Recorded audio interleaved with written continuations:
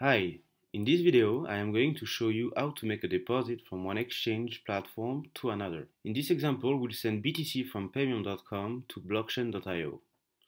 This will offer you the possibility to trade BTC against other cryptocurrencies. First, log into the platform where you have Bitcoin, in this example Paymium.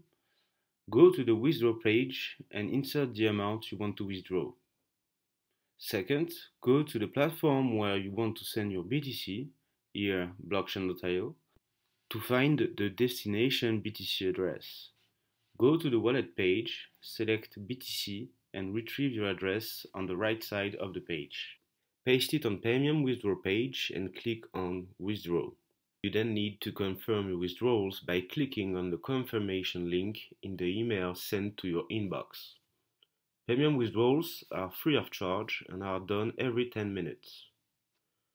Once your transaction is approved and confirmed on the blockchain, you will be able to see the top-up on your blockchain.io wallet.